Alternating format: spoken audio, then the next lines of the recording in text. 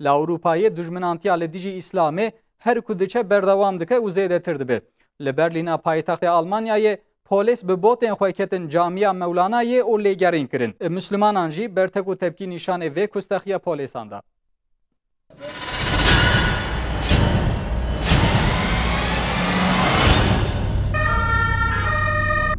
Li Almanyayê dijminatiya li dijî İslamê bi destê dewletê tê kirin. Li camiyeka Berlînê lêgerîn hat kirin. 35 polîs beşdarî lêgerînê bûn. Di vê heyamê de polîsan bi botên xwe ketin camiya Mevlanayê û di heyama li mêjê de lêgerîn kirin. Ev jî bû sebeba bertek û tepkên mezin. Ji bo adakirina li mêjê serê sibê, Alî Özcan çûbû camiyê, di vê heyamê de şahidiyê ji barbartiya polîsên Almanyayê re kir.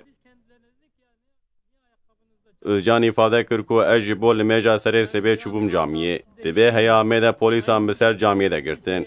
Bi botên xwe ketin camiyê û lêgerîn kirin. 35 polîs hebûn.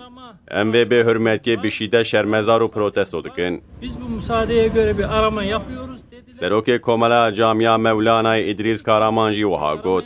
Beriya ku bê camiyê lêgerîn bikin. Hatin malan min û li mala min lêgerîn kirin. Em vê bê hürmetî û êrişê qebûl nakin. Tu heqê kesî tu neyê. Polîs bi botan ketin camiyê. Müslüman li vê derê li mêjê dikin. Hewcê camî pakij bi. Ev dibe sedema tevlihevî û gengeşiyê. İdris Karaman jî bertek nîşanê vê êrişê da wiha got. Bi van biyaran dixwazin di camî û Müslümanan di rojevê de û kamuoyê de wek cuda bidin nîşandan. Güvencesiyiz. En fazla